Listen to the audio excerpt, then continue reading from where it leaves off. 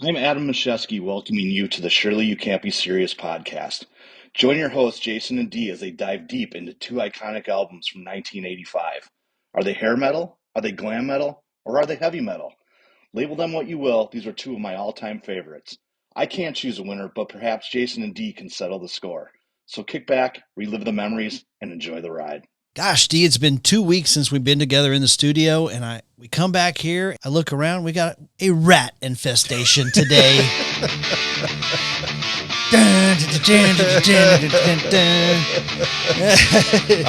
Welcome back to the Surely You Can't Be Serious podcast, everybody. To all your Shirley fans out there, I know that loving us is a dirty job, but we're glad you're the ones to do it. Hey, we're going to go round and round with Ratt today. The hits will just keep on coming all day. Okay, before we start going, we got to give a shout out to our executive producers. We have a couple new ones. Yeah, we do. We got a couple new ones. We got Omar Gabi, we've got Matthew Brent, and we've got Tom. Tom, who I'm pretty sure has got to be the Tom that commented on our Dire Straits episode and gave us the intel on the Neve soundboard. If it's not you, Tom, thank you to the Tom that joined, both of you. That's right. But thank you guys so much. If you want to be an executive producer of one of our episodes, just go over to patreon.com/Shirley Podcast and you can join for as little as $5 a month. You become an executive producer of an episode. And I will tell you this, Matthew Brent, yeah, he's friends with Dirk Smith. Oh yeah, Dirk, who came on and did I won't give it away, but did one of those special Patreon episodes with you. That's right. He did. And Matthew, I guess, bought him a Patreon subscription as a gift. It's the gift that keeps on giving, Clark.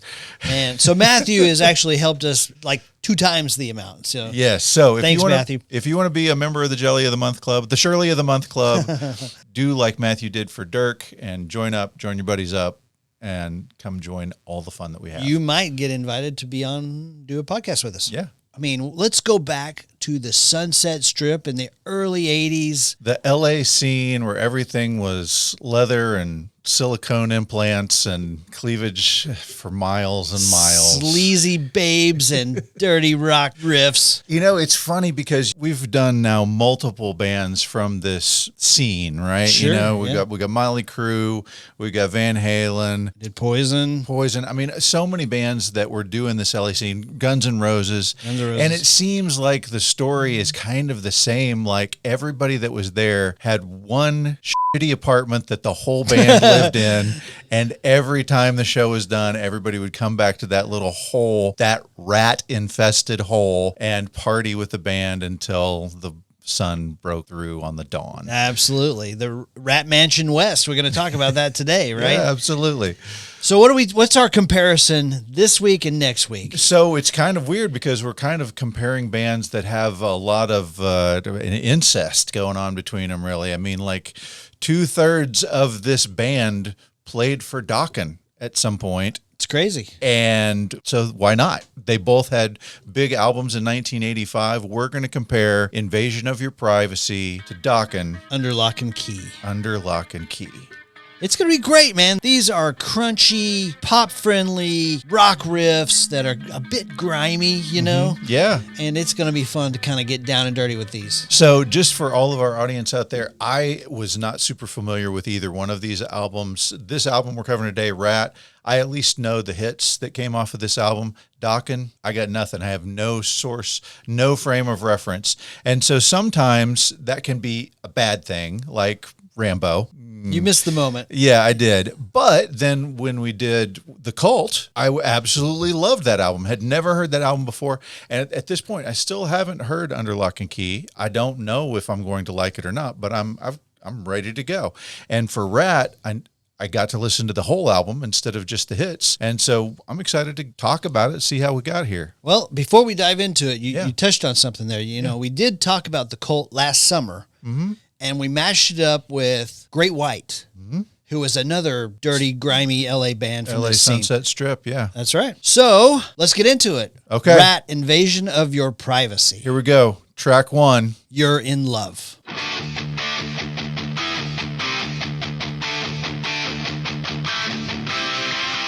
take the midnight subway train. You call another shots. you strip for lightning.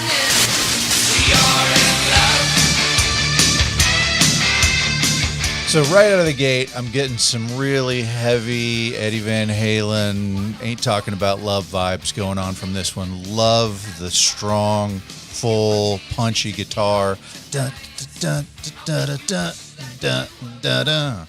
Yeah, I think you can definitely feel the Van Halen influence. I don't think they would shy away from that at all. No, I mean it was their inspiration for moving to LA. Like this was a San Diego band initially, and they were doing great on the San Diego scene. And then Stephen Pearcy and Robbin Crosby decided to go up to LA and listen to this band called Van Halen. And I mean they're still playing in the Troubadour back then, but he said they were playing as though they were playing for an arena full of people. Like huge speakers, David Lee Roth jumping off of the speakers. I mean, they said, we got to get up here and do this too. Van Halen, one of the most influential bands of all time, basically gave birth to all these hair metal bands from the LA Strip. Absolutely. Have you seen the video for You're in Love? No, I have not. Okay, I've got to show this to you because the introduction clip is so funny because it has a familiar face. Let me know when you recognize this character who's a very prominent 80s person. Okay.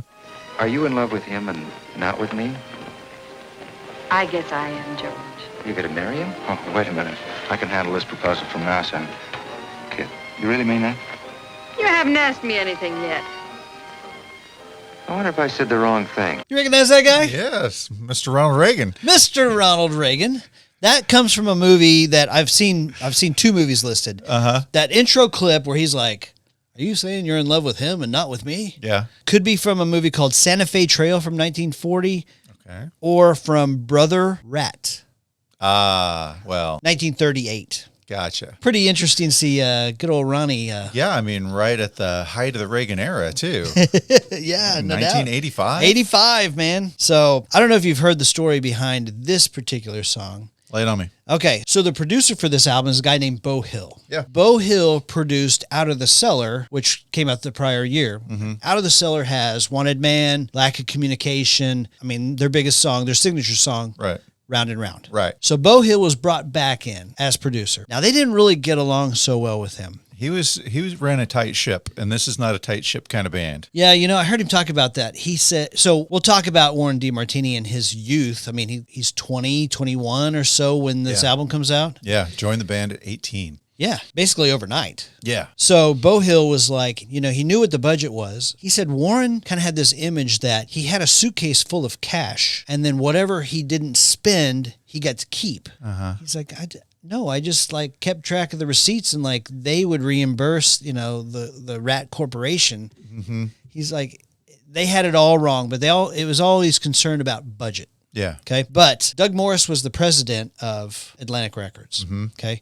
And Beau Hill was kind of his friend, kind of his go-to guy. Yeah. And was really good at keeping bands on track and on budget. And he said that when he called after they had kind of put all these songs out, Doug Morris was like, so what song do you think should be the lead track? Beau Hill's like, I mean, it's clear. It's Lay It Down. It's the best song in the album.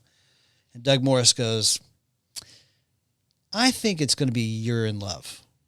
And he said Beau Hill was devastated. He's like, we got to come out with our best foot forward on this one. Yeah. And Doug said, you're overruled. Right? Yeah.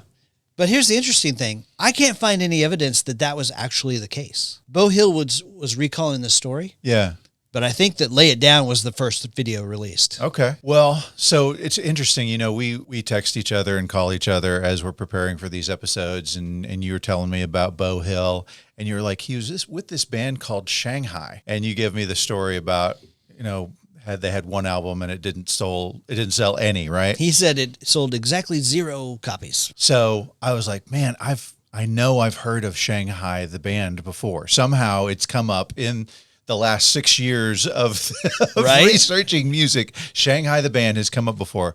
And so just a few minutes after our phone conversation, I sent you a text, and Beau Hill was the keyboardist that came in and took over when they changed the band's name to Shanghai, but he took over for someone named Holly Knight, who we've talked about a million gajillion times because she's written so many incredible hits, lots of pop hits. Oh, absolutely. Milli Vanilli, Blame It on the Rain, among many others. Among many others, yeah. yeah. But so I was like, I knew I'd heard Shanghai before. So he was keyboardist for them, but he had also already started producing at this point, and obviously a good producer. All of these songs have a similar sound, and that I would call the Beau Hill sound.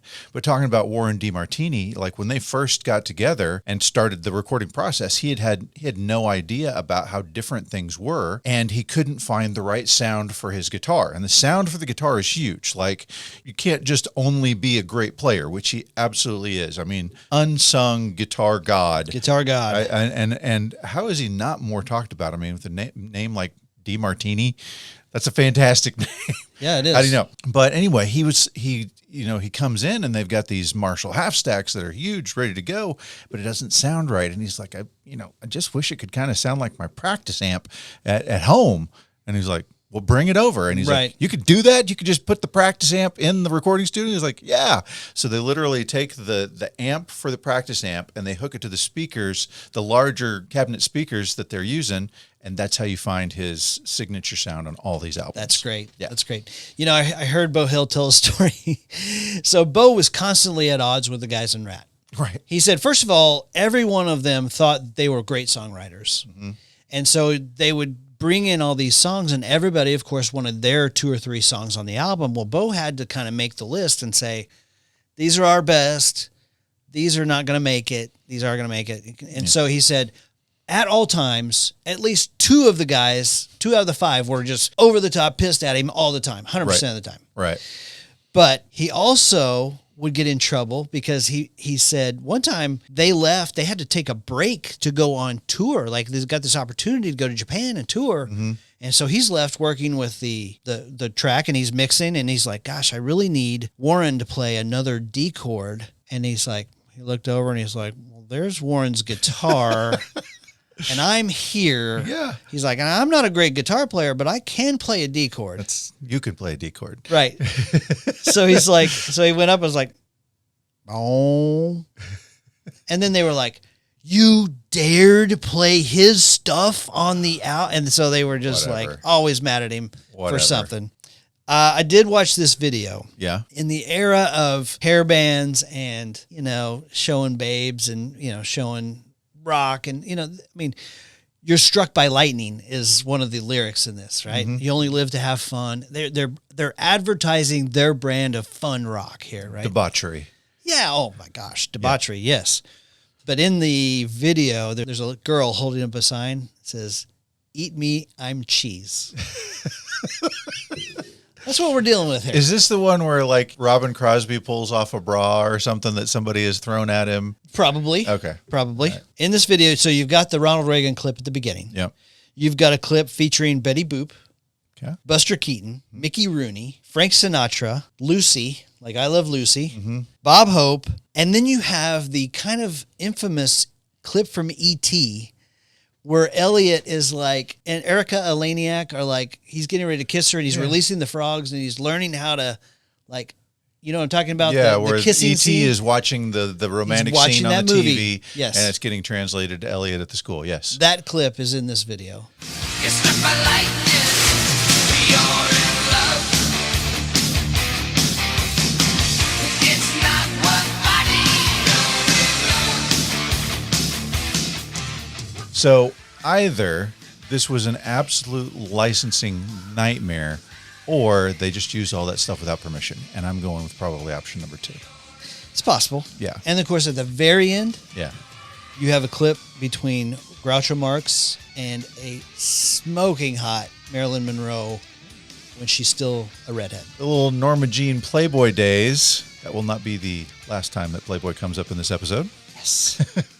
All right. I love this song. What a great song to kick off with. Great opening track. Yeah. I agree. I don't know that it's the first single you released, but it is definitely a fantastic opening track. Next song? Yeah, let's do it. Next song on the album is called Never Use Love.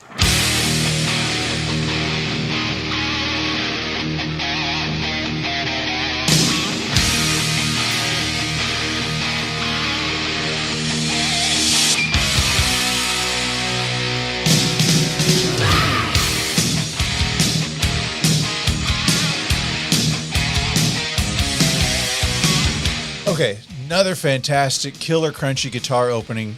The great thing about this is that you really get to hear the two guitars going of Robbin Crosby and Warren DeMartini at the same time, kind of answering each other back and forth with this. Now, we talked just a bit ago about Robbin and Steven really being the originators of this band. And several of the band members, and we'll talk about it in a minute, played with other bands, including Dokken. Yes. And ultimately they get their lineup together, but their lineup includes Robbin and another guitarist named Jake E. Lee as the other guitarist, right? Yeah. Now, Jake E. Lee was a little bit older than Warren DeMartini, and at the time that Ratt is just about to hit it big, like they're really just about to go big, Jake gets this opportunity that you just can't say no to. So he gets an opportunity to replace Randy Rhoads in Ozzy Osbourne's band. Yeah, so go back and check out our No More Tears episode to hear the Randy Rhoads tragedy story,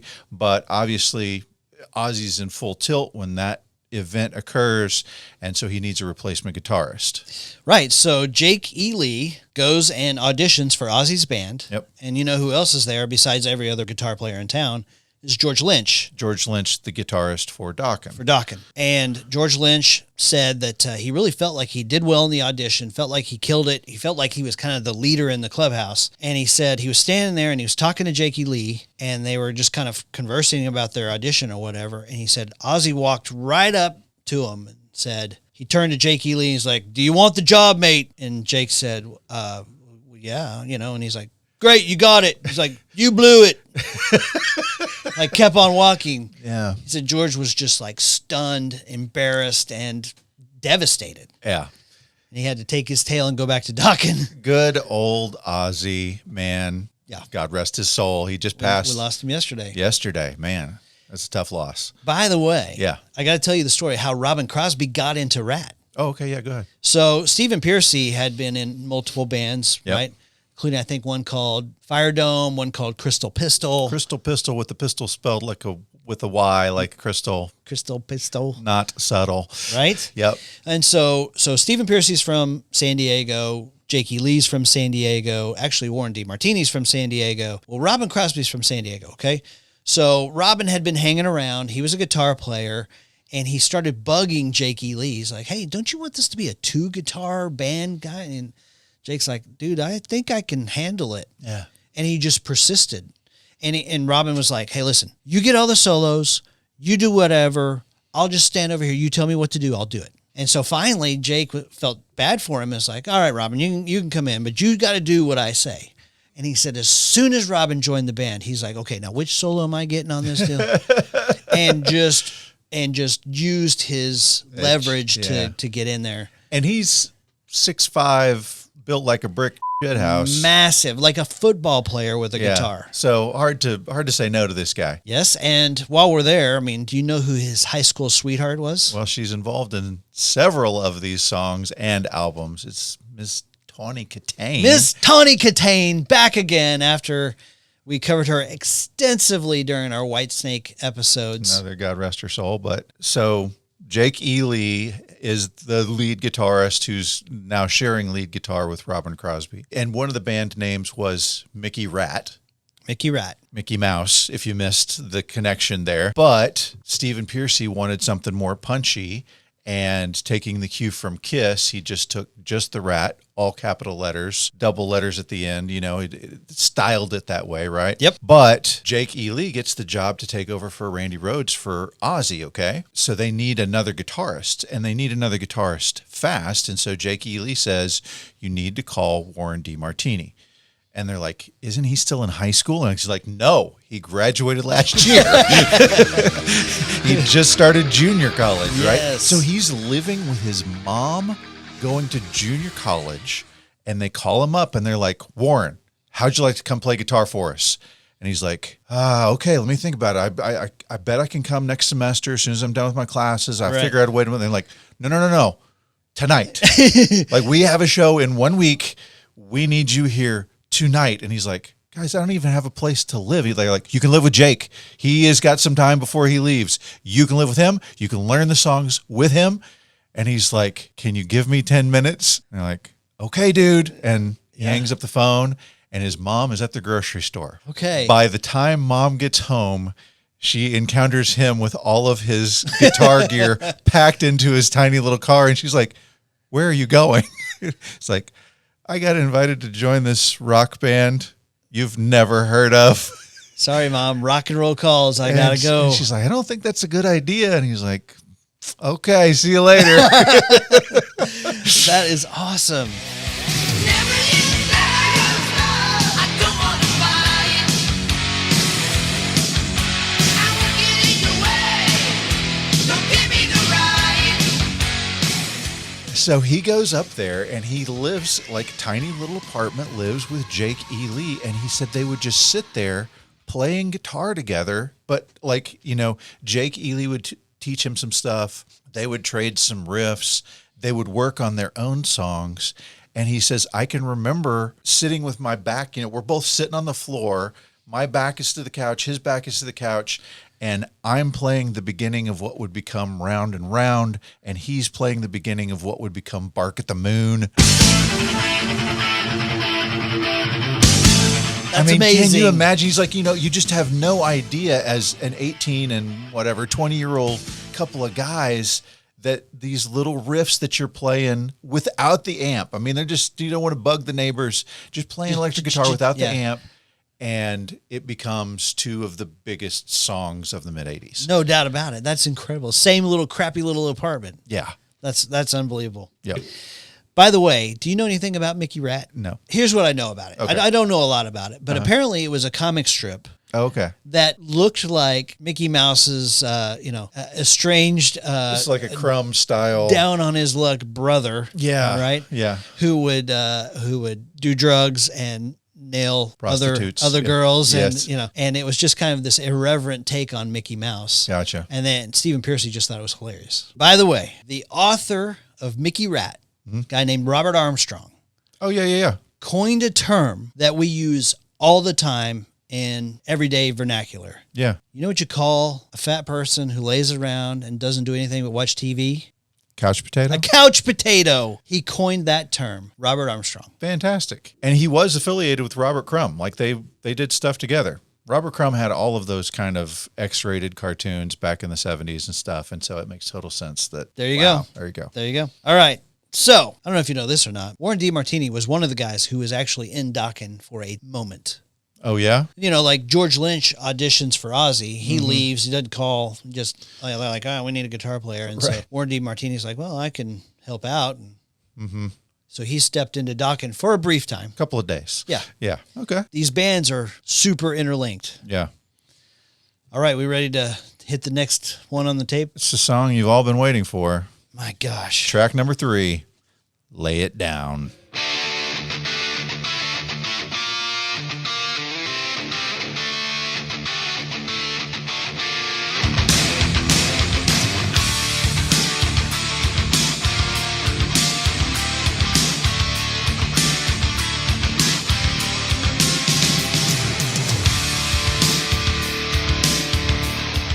Dee, this song is incredible. It's fantastic. This is a truly special song. I think it's Ratt's best song. Oh, wow. Number 1. Over Round and Round and Way Cool Jr., I'm taking this one. Nice. It's my number 1 draft pick. I wouldn't argue with you. I mean, I think it's a fantastic song. It was on my best of 85, our top 5 of 85 that we did a few months ago. Well, yes, I learned a little something. Go back and check that episode out. But the kid from Jurassic Park is a younger kid. I guess he's nearly 10 years younger. So he'd been like 5, 6, maybe, you know? Looks creepy. Looks like creepier than Wednesday Addams creepy. He got those big bug eyes. Yeah, it's like dark circles around his eyes. And he's actually wearing an actual tuxedo for his birthday party. His birthday party. And there's a creepy clown. And then he's making a birthday wish, and it ends up he's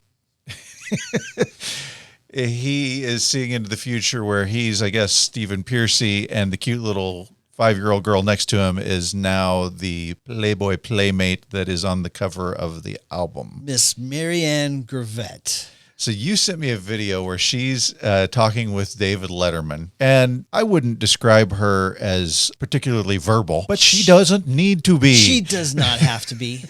She could just shut up and walk down the street and stop traffic, literally. Oh my gosh, yes. She told a story on Letterman that this guy was driving next to her trying to kind of wave her down. And she was like, what's this guy doing bugging me? And he rear-ended the car in front of him because he wasn't looking. Yes. He was staring at her. Mm-hmm. And then the guy behind him was looking at her too. And then he smashed into the guy who smashed into the car. Caused a pileup because she is that good looking. Yeah. So I went to her Wikipedia page. She has been in no less than 20 editions of Playboy. 20. And that does not include Playboy International, which the list is as long as my arm.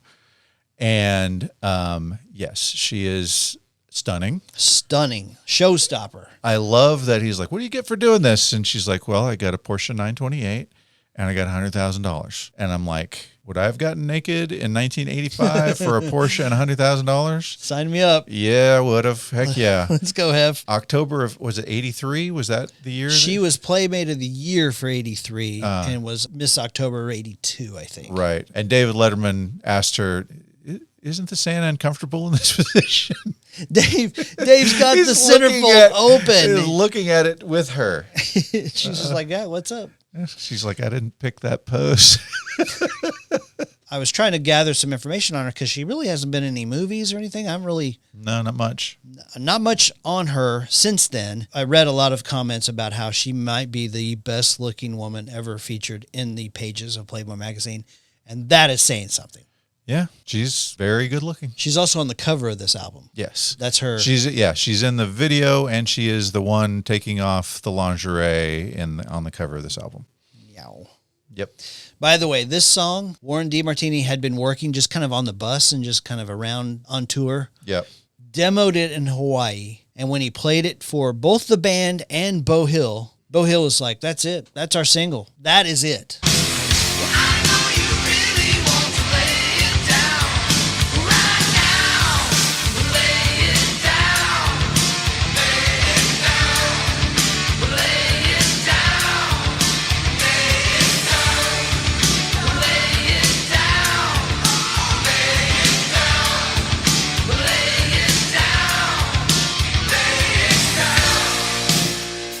And he said that when they were in the studio, Warren was a perfectionist with the guitar. Yeah. And he said he played the solo for the first time. So not only do you have this killer riff, incredible hit song, he played the solo, which is amazing.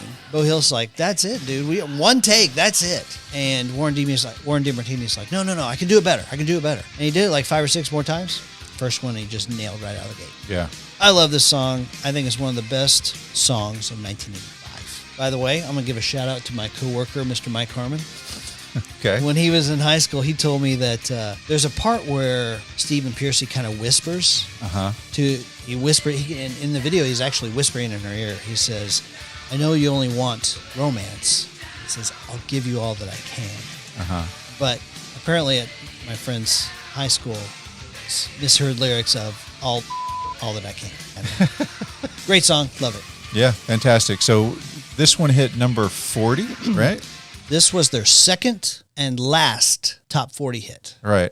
Hit number 40. I'm surprised that Way Cool Jr. didn't hit the top 40. Me too. But I think it was time-wise maybe too late to the show. Hate to leave this one too early, but next song on the album is called Give It All.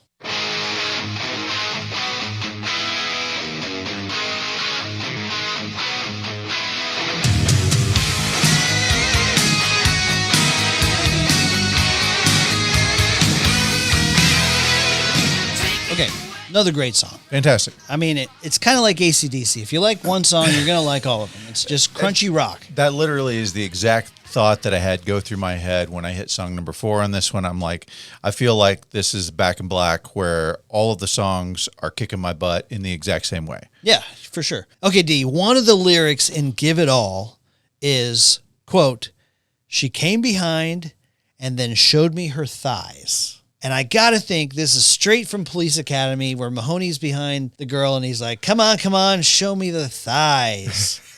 What's your name, cadet? Thompson, sir. You live around here? No, sir. What's your telephone number, Thompson? Come on, eyes front, telephone number. 555-2467, sir. Okay. Let's see the thighs. Come on, I haven't got all day. The thighs. What in the hell are you doing? Meeting women, sir. I cannot believe that you just quoted Police Academy. That is a Shirley movie we have to cover. Bravo, sir. Bravo. You know, they really pushed back. They didn't do a lot of power ballads. I mean, almost none. Yeah. In an era where a power ballad would sell a couple of million albums for you. Yeah. Now, we're going to talk about a song here in just a minute that I think might fill that role. Okay. But they resisted that urge. So they came up to LA and were very quickly doing well in the LA club scene on the Sunset Strip. They were playing the Troubadour, they were playing the Whiskey, they're getting all of those shows in, and were very popular. They were selling places out, but they weren't getting signed. Like so many other bands of that time and that place were getting signed, and they weren't. So they ended up. They had a guy who recognized, hey, this is a band who's really good, and they're all really good looking, and I think I can make something of them. And this guy's name was Marshall Burrell. Now, we've talked about him before. Do you remember when we talked about him? No. I'll give you a hint. He discovered a band whose debut album came out in 1978, and he was their manager. Van Halen. You got it.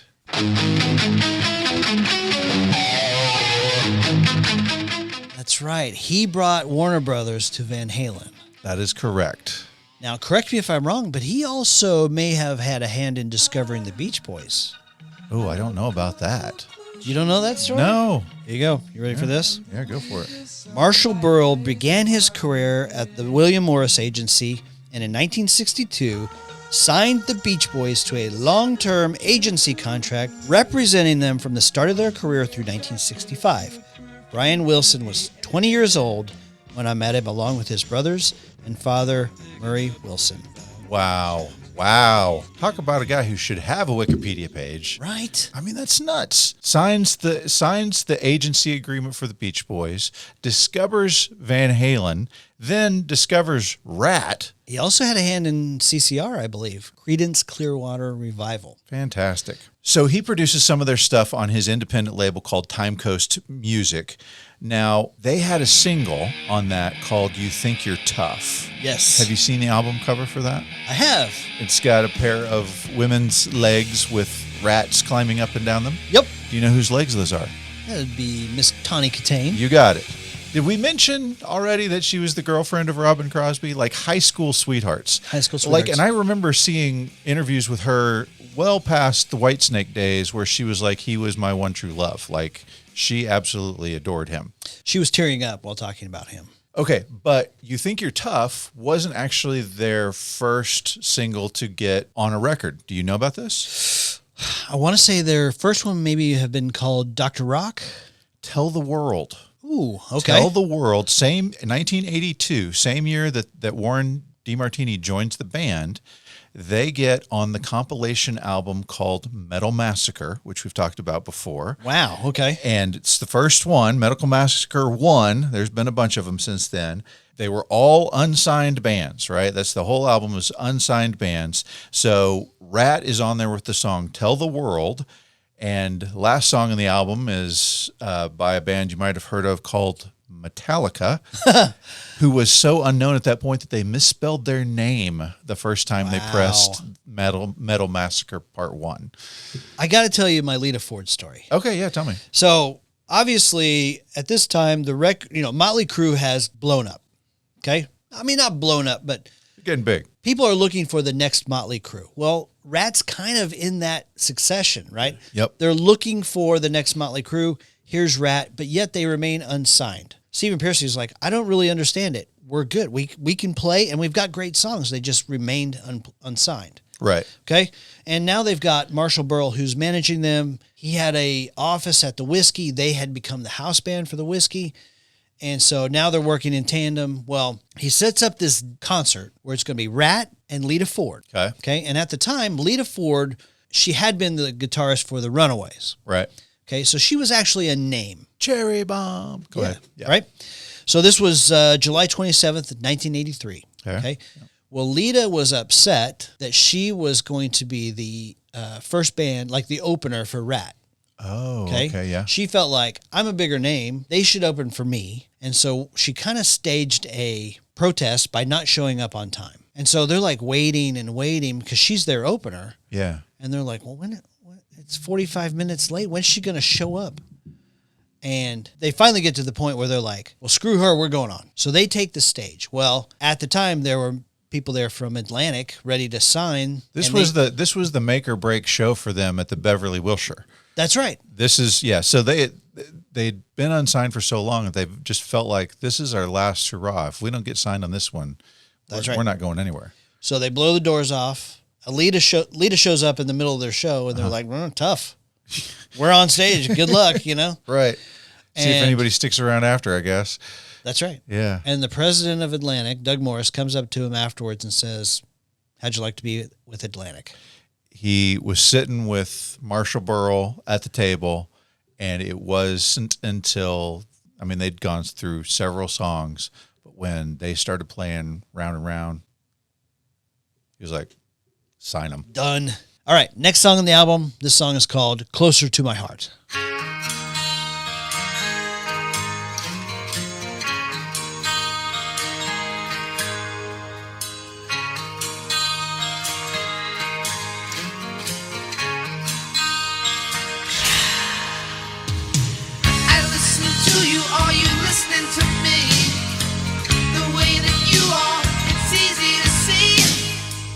Okay, well, when hair metal bands say it's time for the rock ballad, they either pull out the piano or the 12-string guitar. And I'm guessing this is the one you're referring to with the ballad. This is the slowest song on the album as far as I can tell.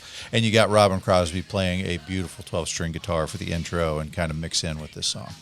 Yeah, I love this song. I think this one could have been a major hit if they had just released it. Yeah. With a video, you think about the road video where guys looking out the window and do they're black and sound white, checking. yeah. You have them boozing it up and being sad, and then girls, somebody and then carrying happy. them off stage. Exactly. Yeah. Exactly. When you cross the line, you're one step closer to my heart. Closer to my heart. One step closer to my heart.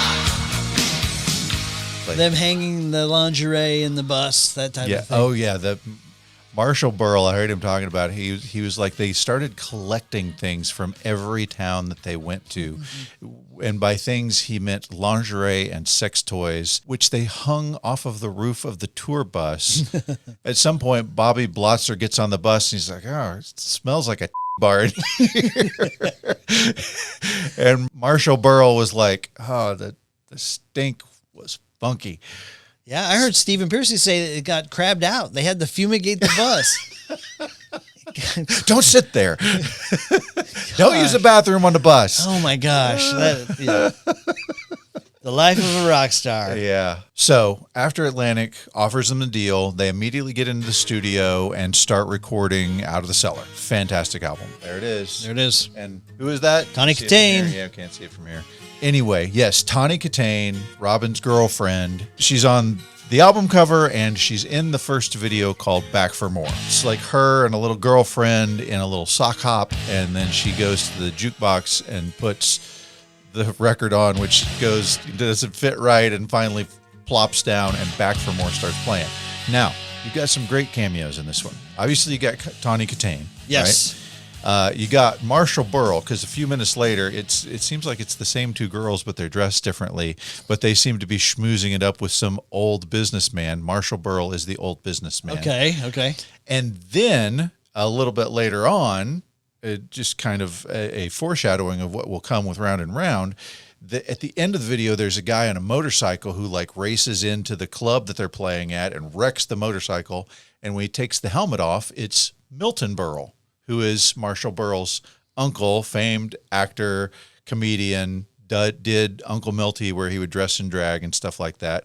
But he's wrecked the motorcycle and he's missing his two front teeth from the wreck. But there's one more cameo in it. they're all piled in a car. The girls, like a couple of the members of the band come and steal the girls out of the sock hopper or whatever, and they're riding around in this convertible car. Well, they get arrested for not paying the bill at the diner, and when they get pulled over, there are two cops, and when they take their helmet off, they got this long hair. You know who the two cops are? No. Nikki Sixx and Tommy Lee. Really? Yes. So there's always this talk of like a feud between these two bands, but I think these guys were buddies. Like they would hang out and do blow and girls together, absolutely. and yeah, so they're featured in their first video. Well, I mean, you talk about that in 1982. This is after Motley Crue has made their first album. 1982, this is pre-Shot at the Devil. Robbin, Steven, Nikki, and Tommy almost formed their own band. Oh, wow. And if that happens, it goes a different direction. The what ifs here are incredible. Yeah. Well, and then another what if is that Robbin breaks up with Tawny Kitaen in 1984. We don't have the Jaguar dance. We don't have the seductive looks driving down the highway. Maybe that impacts Whitesnake's career. Go check out our Whitesnake episode. Fantastic. Which we compared to Motley Crue. That's right. Girls. Yeah. That was a lot of fun. All right. I do have one story for you on Stephen Pearcy. Yeah, go for it. So Stephen Pearcy, growing up, rambunctious, kind of troublemaker, but all he was interested in is like racing. He wanted to be a top fuel racer. Do you know what those are? Okay, so you know in Parenthood, the Keanu Reeves, where he's like the drag car that's got the super long. That's what Robbin Crosby wanted to do. He wanted to be one of those drag racer with they accelerate faster than any other cars in the world. Okay, so he wanted to race cars. Yeah. And had zero interest in music. Okay? Yeah. Well, he's riding his bike one day and gets hit by a car. And the car breaks his leg. He's in the hospital. He's laying in the hospital with a broken leg. And a friend brings in an acoustic guitar. And he's like, well, I'm just laying here. I might as well learn to play guitar, I guess. Yeah. And that is where it takes off. 1974, he's laying there in a hospital bed, starts strumming on that guitar. The first show, somebody said, break a leg, and he said, I already did. I just made that up. Hit stop on your tape player, kick it out, flip it over for side 2, and we begin side 2 with the song called Between the Eyes.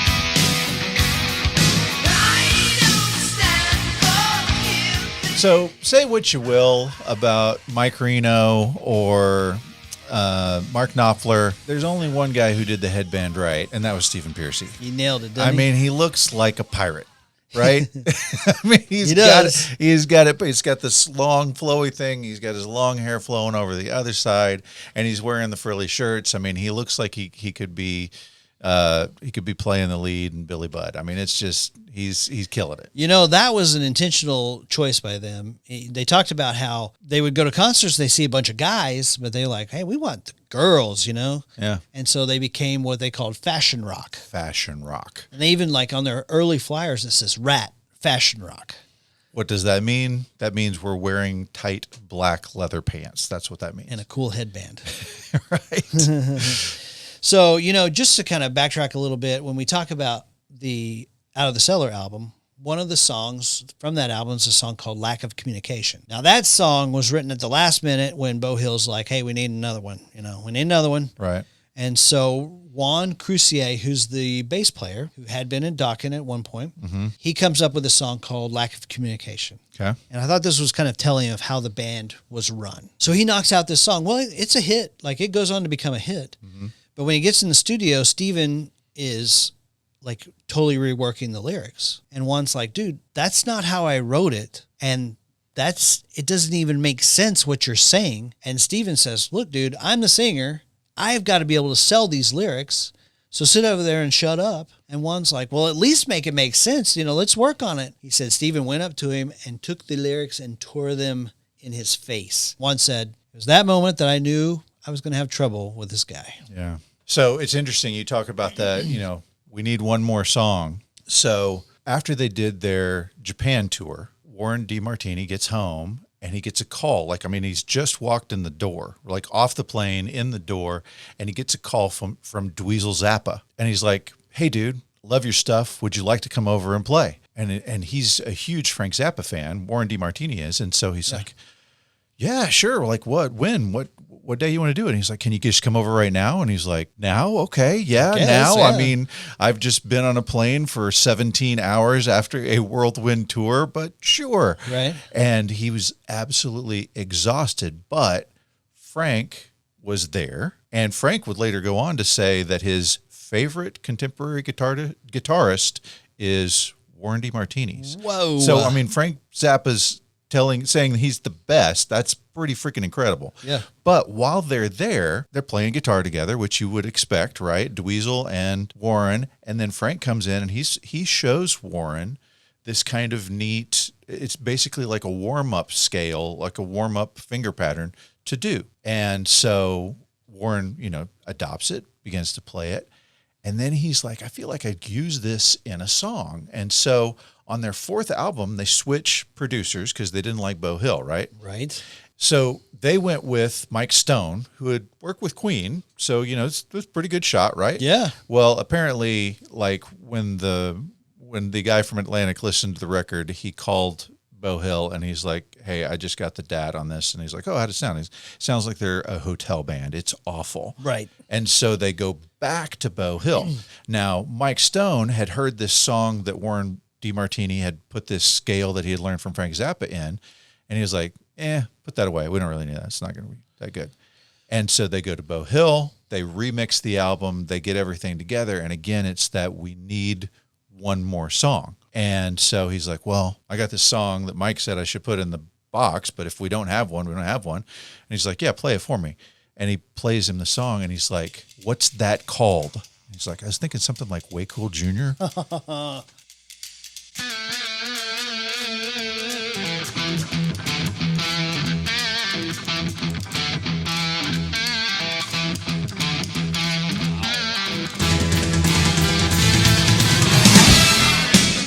So if you listen to Way Cool Jr., I'll pull that up real quick. Yeah. What makes him so special anyhow? Sit so good looking, that's a fact. Still the tallest of the fastest.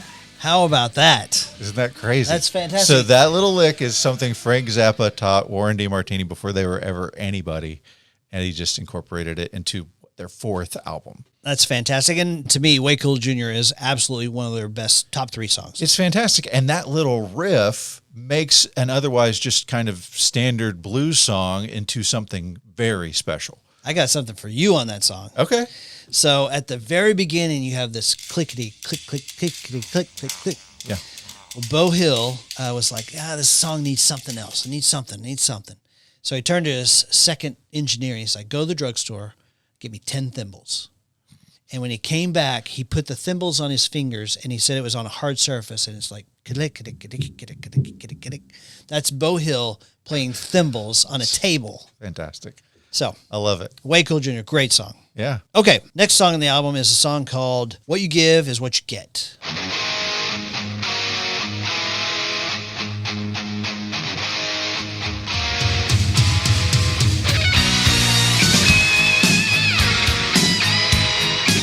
Okay, this is one of the strongest songs on the album. I think this is like next tier under You're in Love and Lay It Down. It's got a great use of the phrase, what you give is what you get. Yeah. I mean, that taking that and making it a song that works is a tough sell, and they did a great job with it. Yeah. I think it's underrated. I don't hear it a lot, but it's a good song. I think at this point we need to talk about Robbin Crosby. Okay. Robbin Crosby.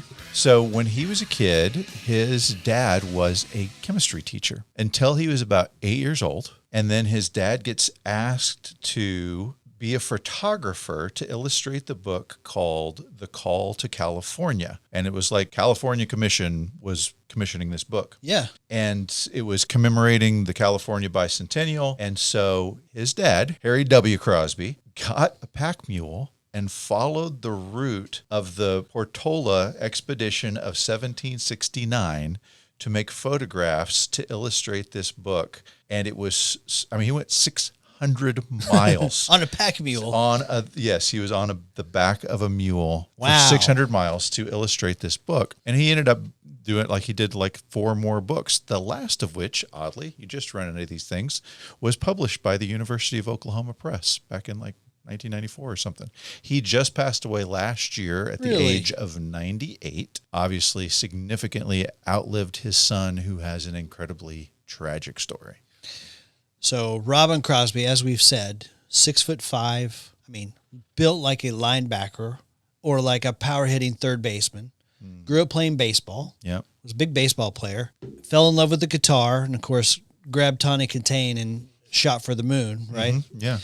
And over the time, you know, they called him King. He was their leader. And Yeah. Beau Hill said he was the glue to the band. He was the one when Beau Hill was finishing up the mixing. You guys can leave the studio as long as I can call whoever and they could be ready to come in and help me with the mixing. He said he always called Robbin because Robbin's the most level-headed, most easygoing, the most reasonable person to work with. Well, later on, at like the Reach for the Sky tour, Juan Crucier starts noticing. He's like, man, who keeps throwing up in our dressing room bathroom?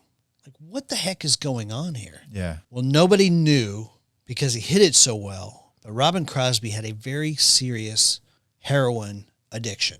Yeah. That was getting out of control. Yeah. I mean, and got out of control. He said he had a $500 a day habit. Which you can sustain if you're topping the charts, but they weren't always topping the charts. And so ultimately it led to him losing all of his money. Yeah, I heard him talking about this, and he said, telling me to stop heroin was like telling me to stop breathing. Yeah. Like it's that easy to do. When he got kicked out of the band, he went to rehab. When he came back, he tried to join the band, and they're like, okay, well, let's see what you got. And he couldn't play. Yeah, and what led to him getting kicked out the first time, they were struggling to regain their footing that they had lost. Did a show in Japan, and I mean it's this simple. He grabbed the wrong guitar. Like guitarists, you know, you're like, how much difference can it make? Well, the difference is you will tune it differently. Like sometimes you have a song, you're just going to tune the guitar a half step or a full step down. Well, he grabs the wrong guitar for a song, which means he's trying to play it in a key half a step different than everyone else in the band is playing it. And it just nails against the chalkboard. It's the Jaws theme to make you feel uncomfortable, right? I mean, it's just at some point, every member of the band was looking at him because he just didn't even realize he was the only one who didn't know. Every member of the audience was looking at him, and they're just like, this is just not going to work. So they kicked him out, tried to come back. Like he got out of rehab, really were kind of hoping that he could regain it. You know, he wanted a chance to redeem himself, but he couldn't play. Mm-hmm. And so Stephen Pearcy's like, he can't, it's not happening. Yeah. And so he lost his fame. He lost his band. He lost his fortune. Lost his wife. He lost his wife. By the way, he did okay after Tawny Katane. He did. He married, what was her name? Lori Carr. 1987, who was the year before Playmate of the Month in December 1986. Yeah, and if you're wondering if I've ever seen her before, if you have the Slaughter album, Stick It To You, she is the one on the cover there. I was hoping to blow your mind with that little tidbit, and you already knew it. Good job, When it comes to Playmates, I know my stuff. So he lost everything, and on top of that, he contracted HIV. Yeah. Which became full-blown AIDS. I mean, it was reported that he had died of AIDS when he passed in 2002 at only 42 years old. And I remember Nikki Sixx talking about it in the Heroin Diaries about just how devastating all of that was. But it was not AIDS that killed him. He took one last mega booster shot of heroin. Yeah, he's going to die doing the thing he loved more than anything else in the world. By the way, you know, in Heroin Diaries, Nikki Sixx gave him a shot and said, look, you come with me, you live with me, you live clean, and you can stay here. And he couldn't. Couldn't do it. And he had to kick him out. We're talking about he had to borrow $20 from these guys, you know, like he would beg Juan Crucier, just give me $20. Yeah. And he had sores on his feet. I mean, just terrible. He lived in a shack. Just the worst of the worst. Yeah. By the way, for a happier story, I sent you a little trivia note yesterday. Name the soundtrack that included contributions from Elton John, Jeff Beck, Robbin Crosby. You're like, I don't really know. Young Guns 2 soundtrack, the John Bon Jovi Blaze of Glory. Wow. Robbin Crosby played on that album. Nice. Well, Ratt had Bon Jovi open for them in this tour, didn't they? The Invasion That's of Privacy exactly tour, right? Yes. Bon so this Jovi was one opened. year before Slippery When Wet came out. This is the 7,800 degrees Fahrenheit Bon Jovi. Yeah, that's crazy. Okay, next song on the album. Yep.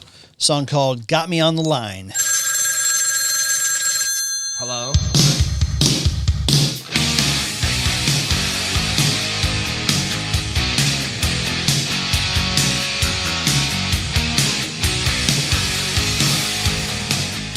They're consistent. Yep. It's a pump and rocker. You like the first one, you're going to like this one. That's right. I don't think this one is particularly special, but it's Ratt. Right. It's got the same sound. If you love the sound, you're going to love it. To me, it is. If there's a filler song on this one, it's probably this song. I agree with that. Yeah. You know, I wanted to talk to you just for a moment. We haven't really got to their signature song as much. The song Round and Round blew up in 1984.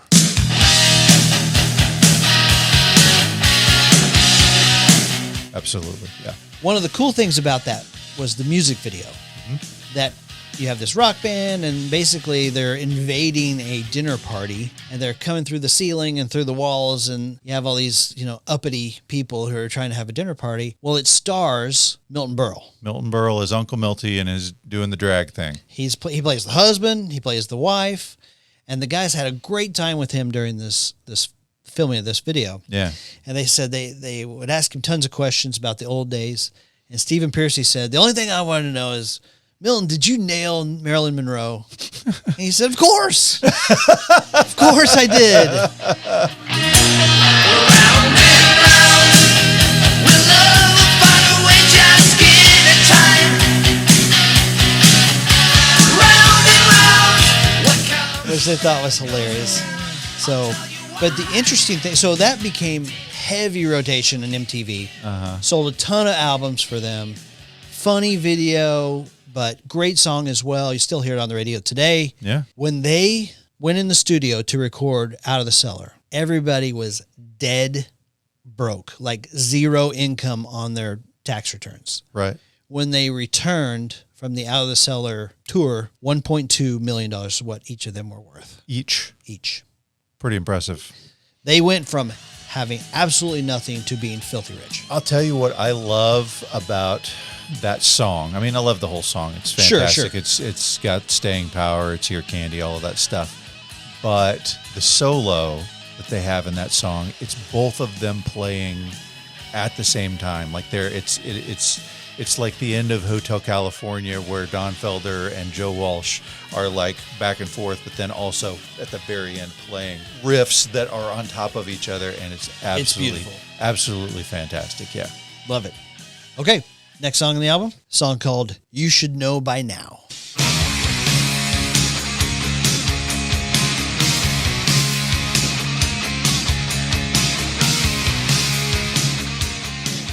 Okay, another kind of filler song for me. Yeah, I do want to mention, like to be a fantastic band, especially a fantastic hair metal band, you have to have a drummer who really drives through the show. Like, bang the gongs hard, baby. I mean, he's got to hit hard. He's got to be good. He's got to be great at his fills.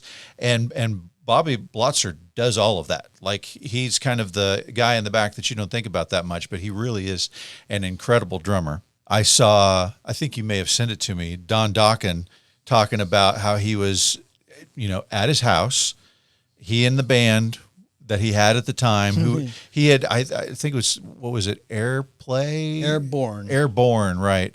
Had been Airborne for a while, and then another band became Airborne, and they couldn't do that anymore. So he just called it Dokken as just kind of a placeholder. Right. Right. He's like, it rhymes with rockin', we'll figure out something else later on. But anyway, when they're still nobodies, just playing at somebody's house, Right. He said they would do it for 45 minutes, and then they'd stop because the cops would show up, and then they'd wait 45 minutes, and they'd play for another 45 minutes before the cops showed up again. Right. It's like, if you just timed it right, you didn't get in too much trouble. But he says one day they're playing in their set, and the pizza delivery guy comes, and he's like, oh, you guys playing? He's like, yeah. He goes, I play drums. He's like, have a seat, man. Let's see what you can do. He gets in, plays. Next week, he's with the band. That's crazy. And that pizza delivery guy was Bobby Blotzer. Bobby Blotzer. So Bobby Blotzer is in Dokken with Juan Crucier, who's playing the bass. Right. And as you mentioned, Warren DeMartini was a part of the band. Right. So that's 3 out of the 5 members of the band. Yep. And I bet Stephen Piercy and Robbin Crosby probably hung out and played with Dokken a little bit at some point. Oh, of course. Yeah. Of course. It's pretty amazing. You know, I've got a little tidbit for you. I don't know if you know this fact or not, but Ratt came out with all these crunchy rockers, but they also had a couple of songs on soundtracks. Now, neither one of these we've covered, but I'm wondering if maybe next year's the year for one of these. So they had a song called Body Talk on The Golden Child. Okay. Remember The Golden Child with Eddie Murphy? I do. Yeah, keep going. Okay. So Body Talk, familiar song. I bet you've heard it. Okay. And then they had a song called Nobody Rides for Free. Maybe their last truly great song off of the Point Break soundtrack. Ah, yes. Okay. Yeah, nice. No, that's a good one. I love Point Break. So I've told stories about every member of the band now, except for Juan Crucier. Yeah. All I've got on him, and this is actually kind of impressive, he played with Quiet Riot as their bassist right before Randy Rhoads, like with Randy Rhoads before Randy Rhoads left to go play with Ozzy Osbourne. So take that story full circle from what we learned before about Jake Ely and all that. We've talked about Dokken. We've talked about Ratt. We've talked about Ozzy. We've talked about Quiet Riot. Mark Torian from Bullet Boys was in Ratt, I think, for a moment. I have got a Jimi Hendrix Scorpions connection that's going to blow your mind that I'll tell you on the next song. Oh, okay. Well, let's get to it then. Okay. Last song on the album. This song is called Dangerous But Worth the Risk.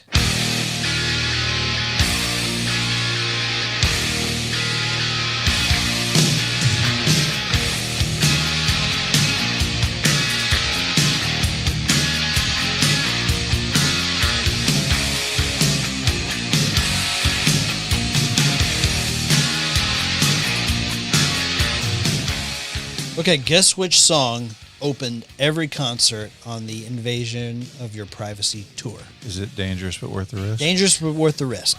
It's a great song to check the sound levels with, honestly. I mean, I know that they do that before every show anyway, but like you've got such a deep bass on the guitar on this one. I haven't looked it up, but I wouldn't be surprised if it was a drop tuning somehow. But that, I mean, it's very deep, full, fat bass sound for the guitar. Love it. I think this should have been the title for the album. Oh, that could have been a great one. Invasion of Your Privacy, we're like, what does that mean? You and I both are like, we didn't really come up with anything. Not really good title. Dangerous But Worth the Risk?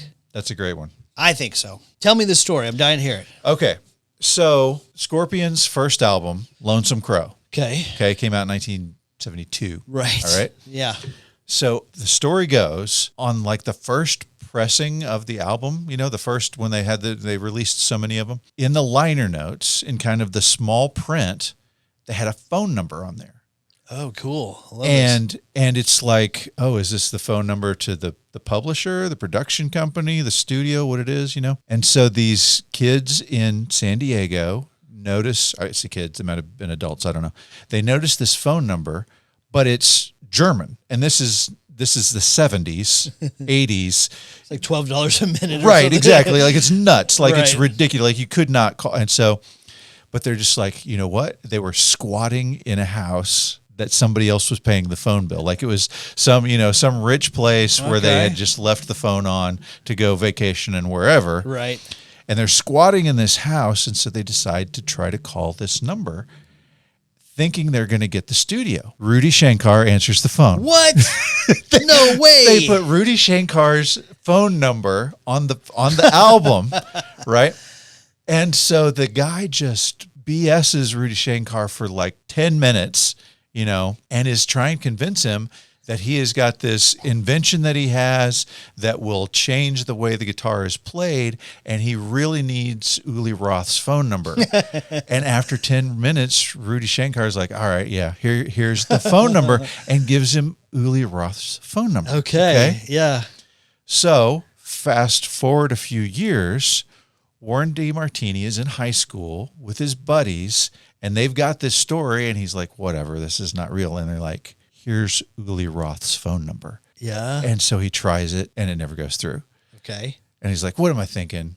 I'm in LA. He's in Germany. There's a total time difference here. So he like does the math, and he's like, okay, so he's in a band. He's going to wake up around noon. Right. I will try to call him as soon as he wakes up, which will be 3 a.m. here. And so every time his buddies got together, he would try to make this phone call, and every time it just didn't get through. And then finally, one night, he makes the phone call, and a woman answers the phone. The woman who answers the phone is Monica Danneman. Okay. Does that name anything to you? Nope. Okay. Monica Danneman was the one with Jimi Hendrix whenever he died. Oh, wow. What? She later got involved in a relationship with Uli Roth. Now, she was the subject of a lot of allegations that she was somehow connected to Jimi Hendrix dying, which she fought about a lot. And like at some point, like she had been prohibited from calling somebody a liar for talking about her being a part of his death. And she did it again, even though she wasn't supposed to. And like they filed a lawsuit against her. And like a couple days later, they found her dead in a car with like carbon monoxide. Ruled as suicide. Uli Roth to this day says he thinks that there was foul play involved. But anyway, Warren DeMartini convinces Monica Danneman that he needs to talk to Uli Roth. And so, lo and behold, Uli's like, hello? And he's like, hi. And all his buddies are like, say something. Right, Say something. right, He's right. like, so what kind of picks do you use? Oh, you know, just my gosh. like, and he stammers around for a while, but eventually he actually like kind of gets out of it, and he starts talking to him about amps and tubes and what kind of stuff, and like comparing equipment, even though he's just this high school kid who's just really learning to play the guitar, you know. He talks to Uli Roth. So fast forward 10, 15 years later. Yeah. Uli is playing at the House of Blues. Warren DeMartini is in town, and he's like, I'll give him a call. Yeah. And then he shows up and he's like, Uli, Warren DeMartini, I'm sure there's no way that you remember this. You remember getting a call from a high school kid in the United States back in the 70s? Yeah. And Uli Roth's like, who are you? He's like, Warren what? DeMartini. Oh, yes, I remember you. And so even though, I mean, I guess it's a pretty random experience to get. Right. I mean, imagine getting a call from somebody in Indonesia at noon and they want to talk about the podcast. Right. Like you'd remember that 15 years I definitely would. on, right? And so, yeah. So Call us, you know. Yeah. Uli Roth got a call from a young high school Warren DeMartini. That's a great story. From a phone number on their first album. You know, Warren blew an opportunity to ask him if the song was written by the CIA or not. I am dying to talk about that album at some point. That was 20-something years later, but yeah. That's crazy. By the way, I remember when I was in high school, the Van Halen For Unlawful Carnal Knowledge album came out. Mm-hmm. And in the pictures in the insert of the CD, there was a telephone number there as well. And I know people were wearing it out. They had to change the number. So, all right. So if you're an aspiring person in a band, don't put your telephone number anywhere that it can be found. It's hilarious. Okay. So that does it for Ratt. Next week we have Dokken. Dokken under lock and key next week.